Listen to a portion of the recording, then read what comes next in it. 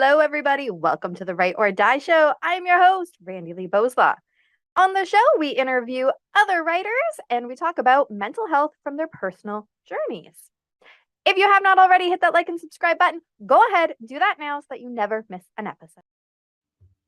Hello, everyone. Is that Hi. creepy enough for everyone? I don't know what I was going for there. I've got no idea, but I went with it. You Oh, killed it.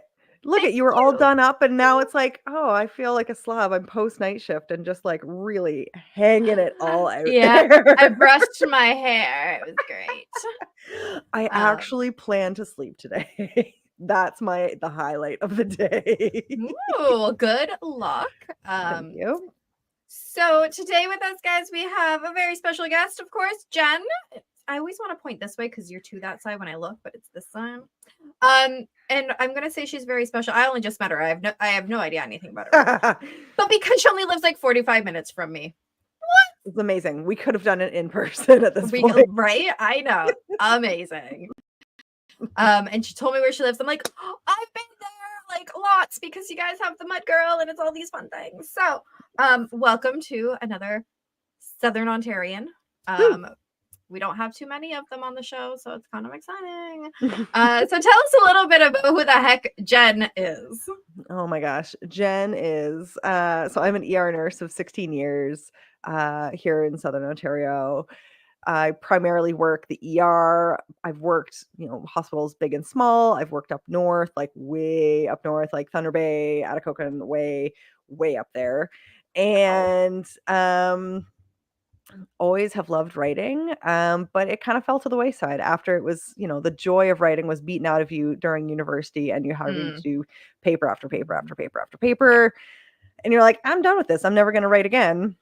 And then pandemic hits and you hit rock bottom and you start writing some of your stories about the ER because we all joke that we've got so many stories we should write the book. We joke about that at work too. We're like, you can't make this stuff up. You can't. You can't. I wish I was this imaginative to make stuff up, but real life is stranger than fiction. So much stranger. Like it's some of the stuff that happens. I'm just like, what? What? It's unreal. Okay, sure. That's crazy. I'm gonna smile and nod while I'm looking at you and slowly backing away. Yes. Yeah, exactly. So I just noticed. Yes. Is that the Harry Potter Lego castle behind you? Oh, you better believe it is. You want to talk about self-care? This was last year's Christmas present that I lied to my husband. I said, "Oh, my parents, I really, really wanted the $700 Canadian Lego set." Right. I'm like, "Oh, my parents, they think I'm nuts, but they put in for it." I love Legos. It's fun. I love Legos so hard, and it was a monster. When I'm telling you, it was like 30 books of like huge pages was unreal. How I didn't have blisters on my fingers because it's all like just the one piece. It's like a million of just the one piece, but it was so much fun and I love it to pieces. And I wish I had a place to put it where you can play with it because the back is actually like all the different rooms, the chamber of secrets, the little,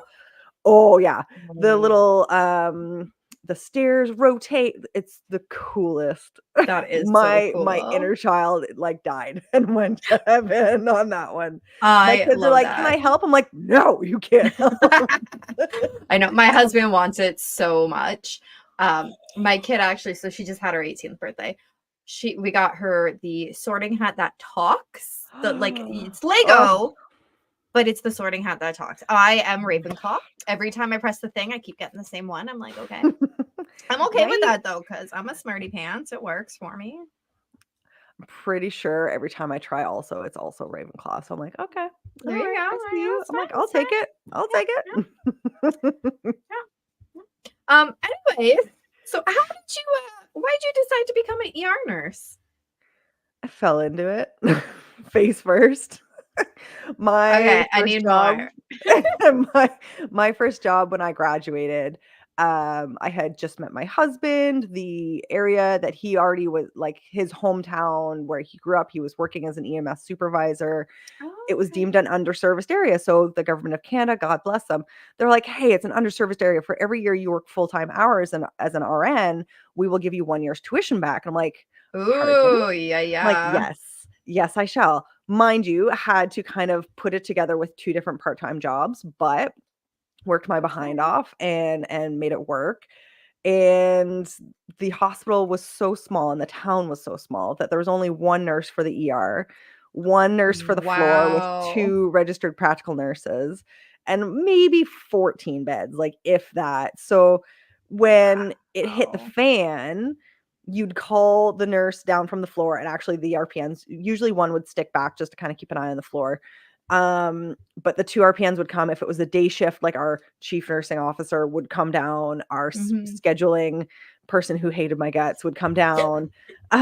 We'd potentially call in the next shift early to because, Oh, like, if it was that wow. big of a deal, you know, the whole town can hear the chopper come in when the chopper comes in. So Wow. all of a sudden, Facebook is alight with like, "Oh my god, what's going on? And what's going on?"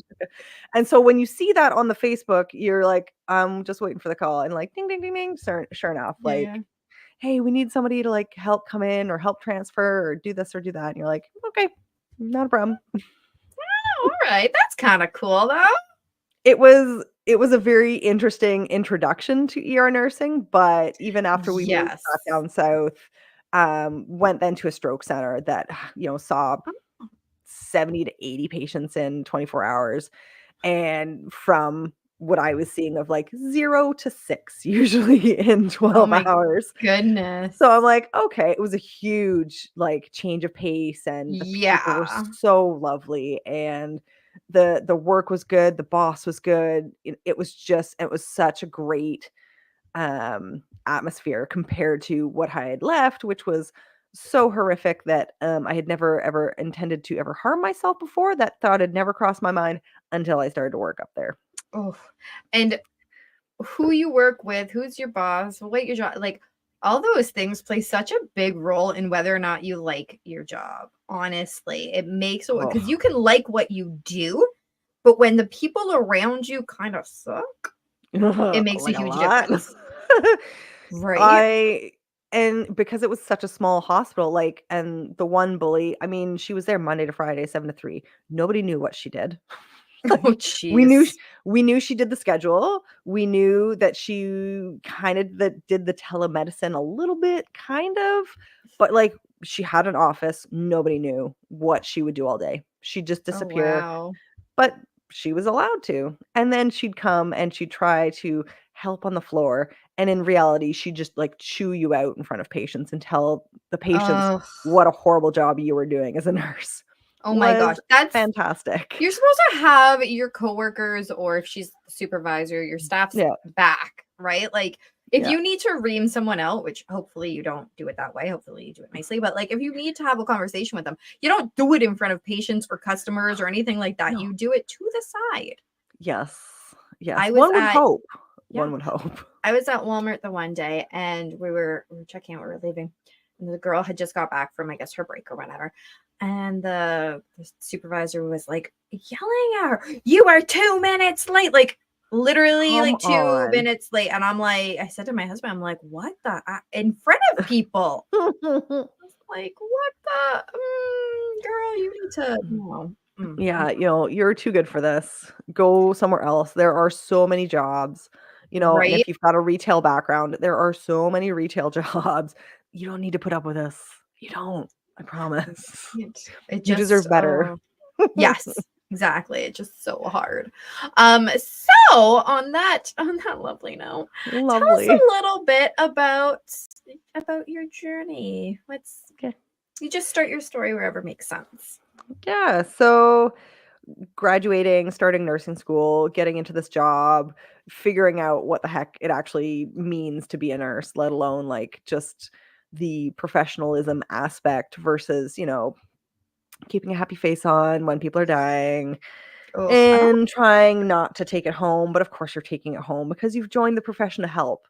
And so trying to wrap my mind around the idea that, in nursing school, they tell you're going to save everybody. If you just work hard enough, if you just try hard enough, if you're just smart enough, you will save everybody. And Oh. you're like, okay. And so you get out into the Oh, real world, and a lot of the skills no. base you're learning in hospital. You're not learning it in nursing school. They're like, oh, that's work based. Like, the work will show you.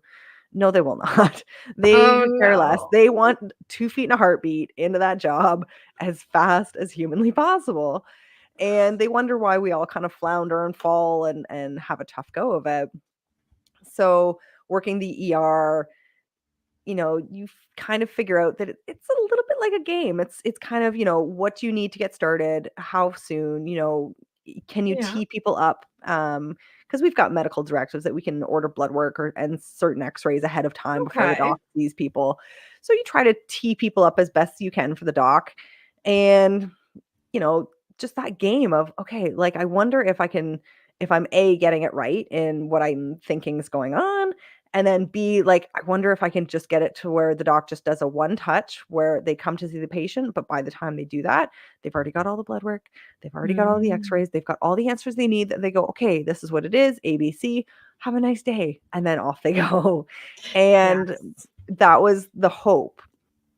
And so that's where the ADHD kind of started to kick in a little bit, and all of a sudden, me rushing all the time and me being distractible and me having a little bit of Mm. hyperfocus when things got interesting, all of a sudden that meshed in so nicely Oh, with ER nursing. good. I love And when that happens. oh, it's an ongoing joke that the ER is all undiagnosed ADHDs, and if you can get a diagnosis, kudos. Um, Yeah. the ICU is very OCD, but, like, with a little hint of ADHD. Okay. The OR is type A, OCD, no room for error. Nobody can make an ER nurse cry faster than the OR nurse. Oh my. Oh, they honestly, the number of times I've, like, bawled my face off to an OR nurse. I'm like, "I told you they've been here for all of, 3 hours," and it's like, "I told you I didn't get the pre-op checklist Oh done." no. No, no, And they're like, "Oh my no. god." I get their old biddies, it's Yeah. sometimes the day surgery aspect is kind of seen as a retirement gig because it's more day shifts than Oh, anything else. okay. So these people are not so nice. They're at the end of their careers. They give no Fs No Fs. whatsoever. There are no Fs left to give. None, none. They are having No. none of it. They say what they want. They do what they want. They don't care who they're taking down in the process. Yeah. And kind of figuring that out and kind of seeing everybody else like, oh, it's not really, you know, a a deficit. It is an absolute superpower in the ER because you can have so many things on the go and on the fly, and then you get somebody come in and the adrenaline kicks in. Who needs Ah, yes. Concerta when you've got adrenaline? And so then you hyper focus, you get super interested, everything's bang, bang, bang, bang, bang, bang, bang, and you get some answers, and then you move on to the next. And you can still Okay. kind of pick up like, oh, that person was just waiting for that test result. That person was waiting for that blood work. That one, I need to get the medication because now I've got time and you're just bouncing constantly. You never know what a day is going to bring. You have a rough idea as how it could go, but all it takes is for one person to slump over at triage to really put some spice into the day. Oh dear. Well, that's good that it kind of is a way to help because I think sometimes, how to word this? No, not I think. I know sometimes if you have ADHD or whatever, it can really be detrimental because it's Mhm. like you can't focus enough on this thing because it's boring. But at least with that job, everything's kind of new, kind of what's that word? Every day is a little different. You have outline days, right? So usually Yeah. there's 3, usually every day has a theme. And within the first 3 4 hours you kind of usually set the theme. So is it abdo pain day? Is it urinary tract infection day? Is it ortho day? Is it uh SVT, fast heart rate rhythm day, which was last night. We like cardioverted 3 different people. So actually like shock Oh. to get out of this rhythm.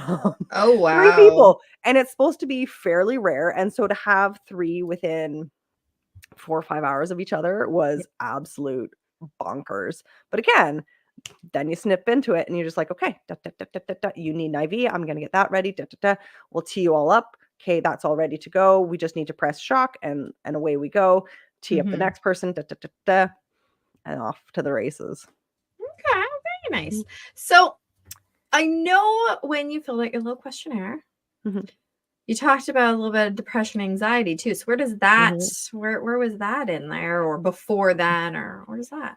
Yeah, so the depression and the anxiety definitely started with my first job and I more had a related to the feeling. bullying.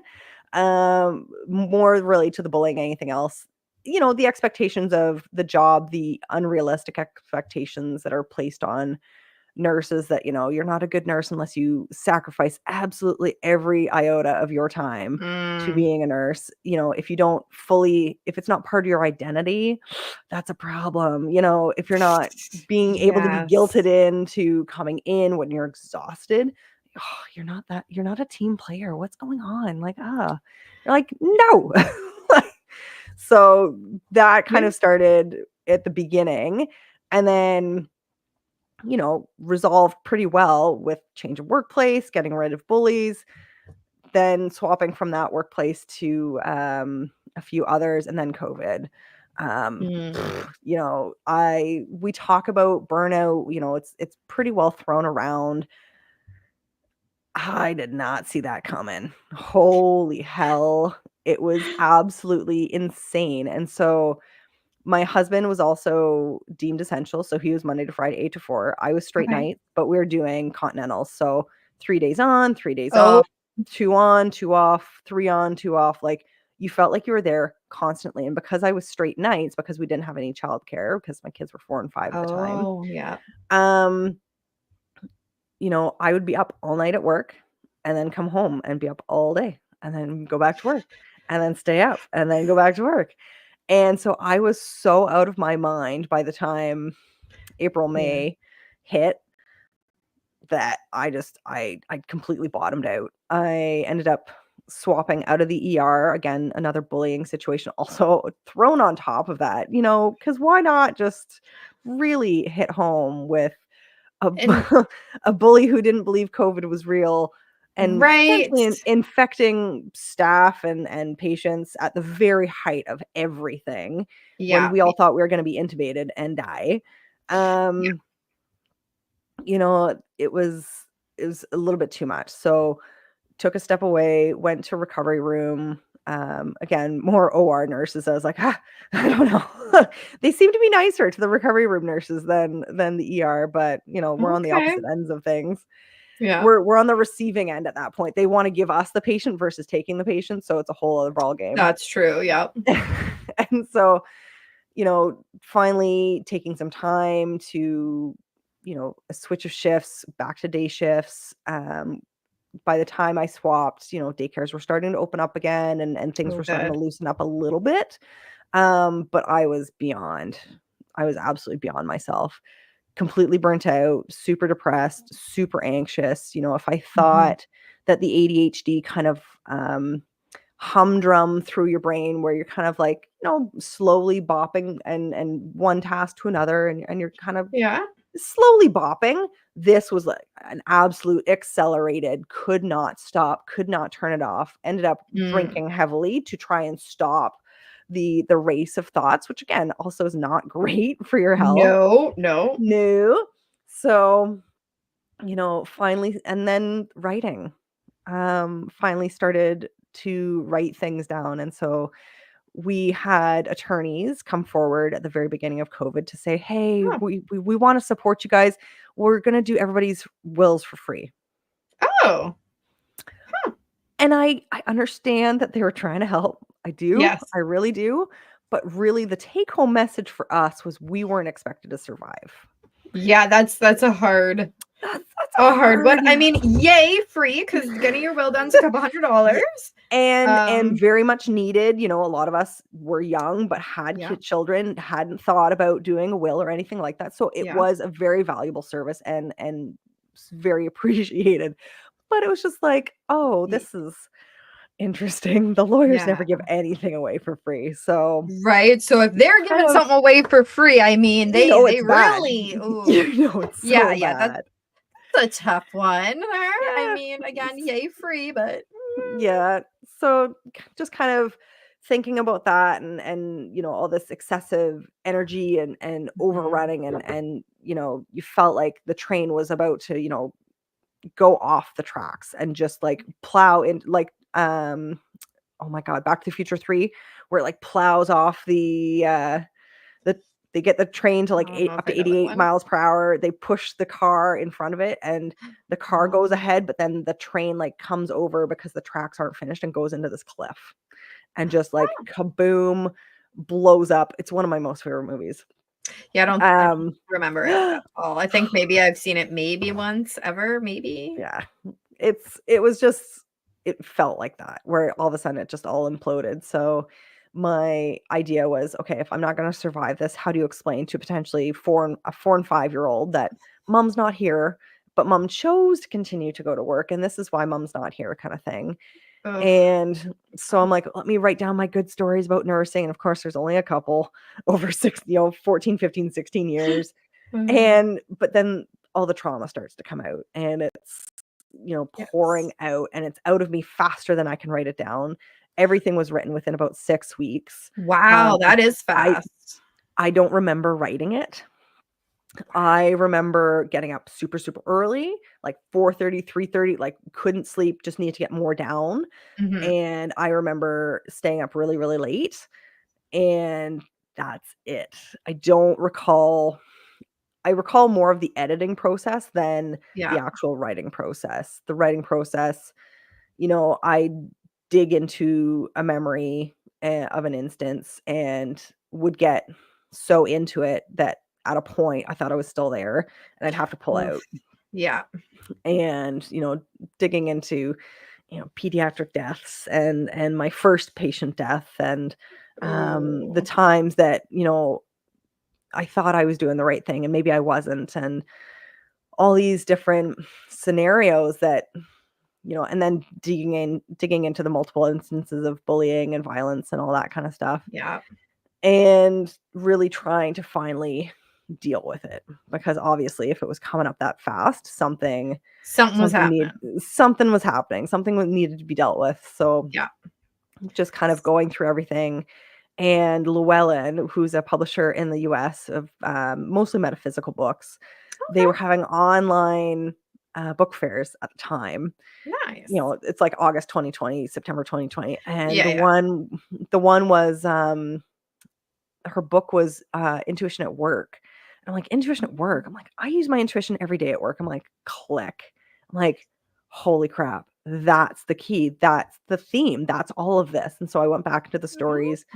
And sure enough, here's this like thread of trusting my gut or intuition through all of the stories. Did I trust my gut? Did I not? Did I say anything? Did I not? Did anybody listen? Was there a good outcome? Was there not a good outcome? And what happened? And looking into it, you're going, okay, well, I started talking to coworkers a little bit about it. And it's a very kind of hush 3 a.m. conversation about like trusting your gut. And you're like, oh, it's not really evidence-based. How are we talking about this? It's very woo-woo. And I'm like, okay, I get it. Like, yeah. And it's the 3 a.m. conversation that then accompanies like ghost stories kind of thing. Yeah. And so we were just kind of talking about it. I'm like, okay, well, let me go look just to see. And sure enough, there was so much information, not just about intuition, but specifically intuition in nursing and peer-reviewed, evidence-based papers, like multiple papers. I wouldn't have thought that. Neither did I. And so I was like, oh my God, that's everything. That's it. Yeah. 20 years worth of papers, many of whom, being a trying to fall into my writing papers kind of APA style, it's Yes. all within 5 years and it's all concurrent and it's all, unbiased and all this. So just kind of Hmm. fell into it, and the more I looked at it, the more it was like, no, no, no, this is what needs to happen. So Yeah. wrote the book, got it, opted it out, applied to publishers, got accepted by a traditional publisher in the States. Oh, very Uh, cool. yeah, waited 2 years. Finally, we're about to move into editing. We got maybe 2, 3 months into editing. They're like, yeah, so we're gonna go back to physiotherapy books. We're gonna give you your rights back and everything like that. But Ugh. here you go. And I'm like, I've been waiting 2.5 years for this to finally move into Yeah. editing, and you guys are putting this in my lap. And I'm like, well, we have one of Awesome. I'm like, we have one of two issues. We can start over again, apply again, wait another 2.5 years, potentially get ditched again, Yeah. or we just self-publish and, take the heat, take the, it's like what, $10,000 roughly to publish a book, with all the different costs and things. So I'm like, you know what? I'm working a little bit of agency. Let's do it. Let's have the agency nursing pay for the book. We're just gonna get it done. So I've had to move the release date twice now, only because editing is taking much longer than expected. Yeah. I hired her in June, July. She was supposed to start in late August. Didn't start till like late September. Oh, geez. And she's like maybe halfway, 3/4 of the way through right this instant. And this is like Yeah. what, November? Oh, my watch has died. Sick. November 6th. Yeah. So Yeah. I was really Awesome. hoping for October 29th, new moon, the whole bit, close to Halloween. Halloween's my Mm. Christmas. So I'm like, obviously, like this is my time. Yeah. Nope, not happening. So I had to bump it once. Amazon was like, sure. And then when you try to bump it a second time, and I've got about 30 pre-orders right now. Amazon's like, ooh, are you sure you want to do that? We could just bump it another month instead of just 2 weeks. Yeah. And we want the customer experience, blah, blah, blah. And so Yeah. I'm like, Yeah. oh, whatever. I'm like, it is what it is. The people understand that this is all Yeah. self-funded and these kind of things. So, but I'm hoping December 1st, hoping. Didn't realize you also need a typesetter. Another cost, another timeline. Thankfully, the Mm. one that I found on Readsy, he's willing to do the book in 2 parts. So I've got the first half of the book that's edited and done. And so Oh, he's okay. willing to typeset that as she works on the second half. And then I can give him the second half after, hopefully, cutting the end wait time just a little bit, because you need to have your Yeah. book set and ready to go like 5 days, 4 or 5 days on Amazon before it releases and is published. Like you have to Yeah. be Yeah. set and ready to rock and roll kind of thing. Exactly. Okay. So let's go Mhm. back a little bit. Okay. Because I think that bullying in the workplace is not talked about enough. Ugh. We think, oh, we're adults now. People don't bully. People are good now. No, People suck. no. People do suck. We say that all the People time at work. suck. People suck. People Um, suck. and so in an instance where what are people looking for? Because it's very, I find workplace bullying is very different than school ground bullying, right? School Oh, ground yeah. bullying is straight up, I don't like your glasses. I don't like your shirt. You're Yeah. stupid. Like just they're It's direct. it's So very overt versus, as an adult, very insidious, very minor, very, well, that's just how you're perceiving it. Like, that's not what I mean. When in reality, had a couple of times where, at least my second bully, so we're in a trauma center, an ER. She's fairly new to charge nurse. I'm in the back. We okay. have a patient who's being fought over between medicine and surgery, and they just keep flip-flopping. And this poor woman has been there for like 12 hours, and neither service Ugh. wants to take her. It's a pain. So I keep flipping the timeline, and she comes back and she rips into me, like full out screaming at me in a full patient room of like 8 patients plus family members. Oh And it's no.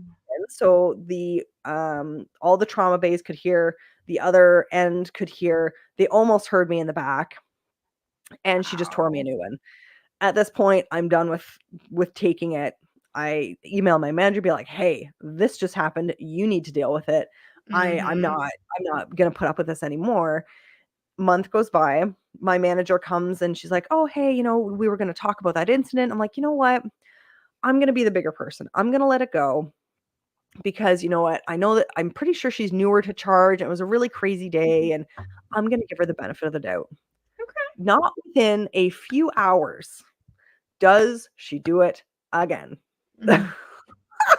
Same instance, except for she's now trauma, but I'm in the same room, and same thing. She comes in and just screams at me, and everybody in the entire department can hear her at this point.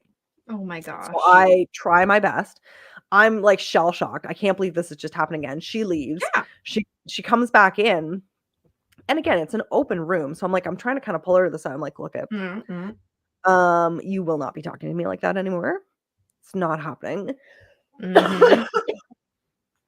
And she goes, "Well, if this is your biggest concern, like, should be the patient." Blah, blah, blah, blah, blah. I'm like, what about the 8 patients and their family members that you just screamed at me in front of? Like, because Yeah. that doesn't hurt that patient nurse relation at all. Mhm. So ended up, we had a meeting that day. Um, Her and my manager, because I was newer to the department, they banded together and they're like, "Oh, well, you shouldn't have been doing XYZ." And I'm like, "Pardon me, like that's not the report that I got. I had those 8 patients in the room plus 3 hallway patients. And the report that I got was the guy in the way far back was just waiting for social work and then was going to go home. So of course he was going to be the last to be seen. Yeah. I had no idea that his, oxygen was in his boots and he really shouldn't, like, I don't even know how he got into the hall in the first place because he should have been on oxygen. They didn't have any oxygen in the hall. Oh. But they like banded together and they're just like, "Oh yeah." And they just kind of pushed me out. And I'm like, you know what? This is why people don't report workplace bullying, is because it gets Yes. turned around. And then all of a sudden I'm the jerk who is causing a fuss. And really Yeah. it's my problem. It's my perception. I'm the one. And this is a flat out overt where at least 20 people, 20 coworkers have heard exactly what she said twice Oh. within a month.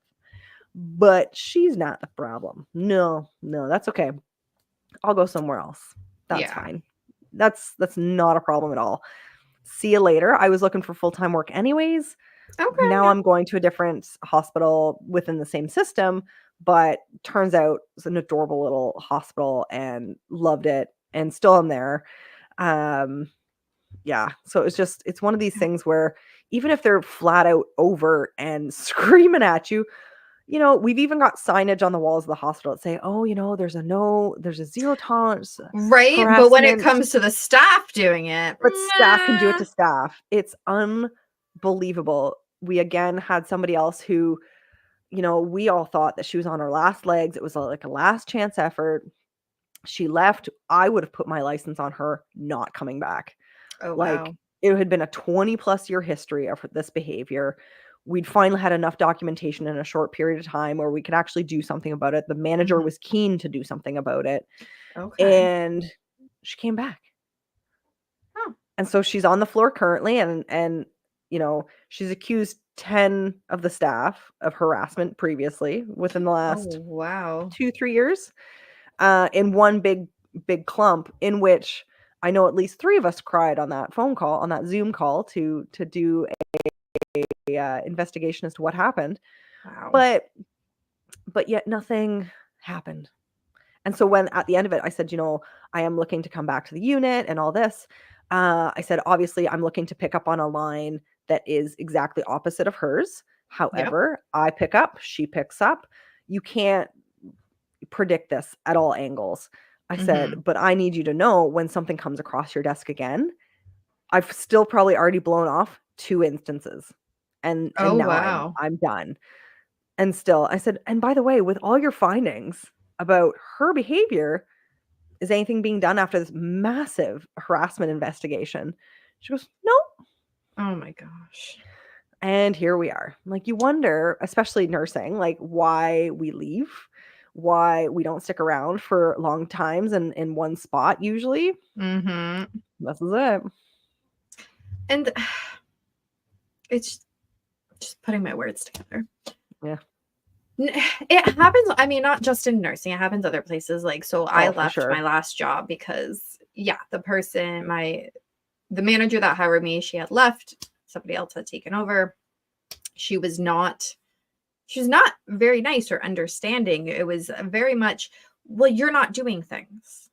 Okay, well, what? And I straight out asked her the one day. So my kid was in the hospital, Hmm. so I took a day off. Next day I go in, and she pulls me in her office. Well, it feels like, she goes, I'm very empathetic. First off, don't say that to somebody. Just No, don't. that's a gaslight. That's a Right? hard gaslight. Yeah. Nope. Yeah. You don't need to say, if you're actually empathetic, you don't need to say you're empathetic. Yes, Just say. exactly. So I'm very empathetic, but it feels like you just don't care about your job. My job Oh, is a means to an end. My job is to pay my bills so I can take care of my yes. kid who is currently in the hospital. But okay. I said, Yeah. okay, well, it's sorry that you feel that way, but I'm doing the best I can. She goes, I know. It's just when you're away, um, stuff doesn't get done. There's things that we're not doing. I said, okay, well, what are those things? Because I finished everything that was in my to-do drawer. So Yeah. where I worked, I was doing data entry at that time. There was a drawer people would put their stuff in. I would take it, put it in, and put Yeah. it away. My drawer was completely empty. I said, so what is it? She Yeah. said, well, it's somewhere in my office. And she's looking around. I go, okay, If so it's as in soon your as you find office. it, just give it to me. Never once did she. So again, complete gaslighting, like you said. There was Yeah. nothing there. And No. she was the reason that I quit. Well, one of, I mean, it was a hard job other ways, but like that was the straw that broke the camel's back. I am not about to work in a workplace where somebody is telling me I don't care, first off. But again, a job is so you can take care of your family. It is Yep. nice when you enjoy your job for sure, For sure. but it is not my existence. No. And number two, I'm not going to work in a place where somebody thinks that I'm a liar or that I'm hiding something or that I'm not doing my job. Like, Yeah. So Mm. it's hard, especially to walk away from a job that is in the industry you want to be in, or maybe you're paid well, or whatever Yeah. the reasons are.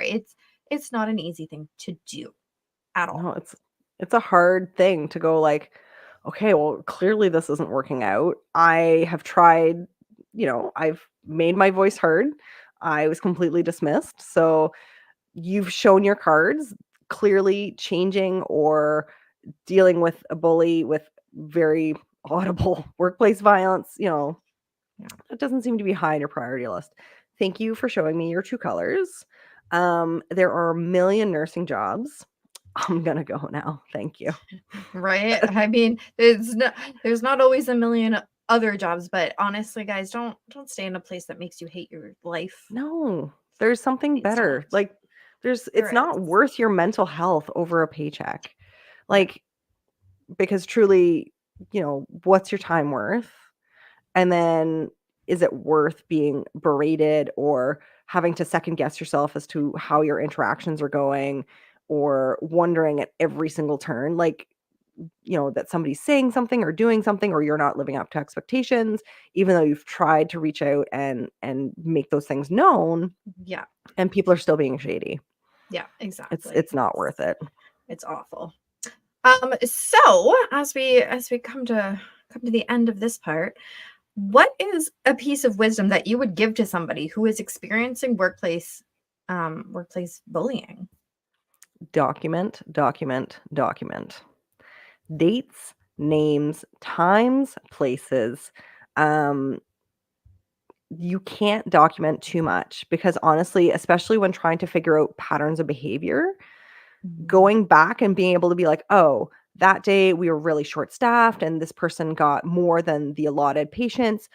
That really seemed to snap her. Or she seemed very inflexible as to getting a hallway patient when we've been getting hallway patients for months, but she hasn't been here. And now this is kind of normal practice, but she's not used to it. But guess what? Mhm. It's normal practice now. And it's the flexibility that we have to give, treating um treating interactions as exactly what they are. Just if somebody's not there for you, that's fine. At least you know. That's half the battle, is just figuring it out. If you're already on board with like, I don't like you, you don't like me, that's fine. I can be professional. I'm hoping you're going to be professional. If not, just gonna start documenting. Because really, Right. a lot of people, and what we found, especially in nursing, is that we let so much go that, and there's so many of us that have let things go, that if you were to actually take all of those instances and put them together, it would be an undeniable, overwhelming piece of, oh my God, this person has to go. But because, again, a little insidious, it's one little snap at this person one day, one little snap at that person another day. These people don't work on the same lines. They're probably not chit-chatting. They're not friends, potentially, who are then Right. sharing stories. I can get away with this one. I can get away with this one. And sometimes these people are just looking for you to snap. Yeah. And the joy of not snapping and just being like exceedingly kind to these people, and just you can watch the inner cogs go, and you're just like, I'm so sorry I couldn't help you with that today, but like maybe tomorrow. And just being like, the kill them with kindness is just one of my favorites. If you're thinking that they're leaning towards like full on narcissism, the gray rock method is the best. What's They want that? to get you, so they want to get you caught up in drama. They want to get you talking. They want you to say Mm, something that they can then twist later, is what they're trying to do. So gray yes. rocking, you give them the least amount of physical reaction, emotional reaction, and then verbal reaction. So they come up to you, oh my God, Lindsay just did this, da, da, da, da, and oh my God, and I can't believe she did that, and they go off on this tangent, and they're just waiting for Mm. you to say something, and all you have to be is like, oh, okay. Give them Oh. nothing. Shut them down completely. They look like complete lunatics to anybody else who's watching, because they flail and they do all the things. And here you are going like, oh, I didn't see that. I'm sorry. And you give them nothing. To watch these people try to backpedal afterwards is the most satisfying thing I think I've ever witnessed. And Oh. it's just, you'll be having conversations with these people, and they're trying to play like you're their friend, but you obviously know that there is way more to this that's going on. And you've already Mhm. you potentially put your foot in your mouth a couple of times already. Now we're not playing this game anymore. So they come up and they're going off and they're gregarious and they're, oh, da, da, da, da, and they're trying to get you going. And oh, I'm sorry. I just don't, I'm just really busy. Yeah, no thanks. Very calm, very quiet. And it kind of forces them to come in a little closer because you're being so quiet. And you're just like, oh no, it's fine. I'm sorry. No, I've got other things going on. Oh, I didn't really think very much of that. The less you can give them, they're looking to suck off your energy. Like the whole energy vampire with the narcissism Ah, yes. is just a whole thing. So they're just looking for people to manipulate into having very emotional reactions that they can just Mhm. go, "Oh my God, did you see Jen? She went off on a rock, like she went off a rocker." And you're like, "But Yes. you pushed me to that, point." Whereas as soon as you realize that that's what's going on, to then gray rock somebody, and have them backpedal, be like, "Oh, well, no, that's not what I said at all. I don't." And you watch them, and you sit there, and you're quiet and you're polite, and you're not really moving much, and you're just very, just quiet and silent, and you just kind of look at them. I like that. My other favorite is, if somebody says something kind of hurtful, you're like, is that helpful to the situation or hurtful to the situation? Yeah. Yeah, that was a marriage counselor one. Yeah. Well, that works. That works. Okay, so I mean, you've already kind of mentioned your book, and a little bit what it's about. What's it Mhm. called? I know it's not quite out yet. Yeah. When it's out, where is it gonna be? Give us some deets. Yeah. So, Intuition: How to Trust Your Gut, Save Your Sanity, and Survive Your Career will be out December 1st. Has Fingers to crossed be. for you. Fingers crossed. So December 1st will be available on Amazon. The pre-order for the ebook is up right now. I think it's like $5.99, $6.99 for the pre-book. Um, have already got enough pre-orders that I was top new release on Amazon for Ooh. both patient and physician relations and nurse patient relations, which I was like, oh, fantastic. It does not take much. It doesn't take much if you know how to game the system. If you get into the right categories if you're self-publishing. But yeah, went to a conference and met up with a bunch of different health systems, and one health system wants 6,000 of my books for Oh, their Nurses Week. damn. And it's in the US, so I'm like, ding, ding, ding, ding. Very, very Amazing. excited about that. So you Yeah. can find me on TikTok and Instagram at ernurse.jen, Jenn. You can find me at rxforgrowth.com, so prescriptionforgrowth.com. You can Oh, I find me like on that. LinkedIn. LinkedIn is Jennifer Johnson, BSCNRN, because there's a bazillion Jennifer Johnsons. And yeah, I'm just kind of kicking around all over the place. So come Love find all me. that. Love all that. Well, thank you so much for joining. Is it like crappy out for you? I mean, because you're 45 minutes away, so it may or may not be. It's a little dark. It was spitting when I come home from Simcoe earlier. Yeah. Actually, it was full on raining when I was coming home. Mm-hmm. But it's a little dark, a little cloudy, but there is some sky. She's trying. She's trying. Yeah, it's pretty. It might be coming your way though. Crappy here. I think so. But by that logic, I think so. But anyways, thank you again for coming on the show. Happy to come. As always, thank you so much for the amazing guests that we have on the show. Be sure to check out their links down in the description below. If you want to support the channel, go ahead and check out our merch store. We've got some very cool things on there. That's my favorite. Sorry, I'm busy ending the stigma. But there's some other very cool designs. 10% of the proceeds always goes back to the Canadian Mental Health Association. Be sure to follow us on Facebook at RB Media because we have some great new shows coming up and you never want to miss any of those episodes. And remember, the only way to end the stigma of mental health is to speak openly and honestly. Bye!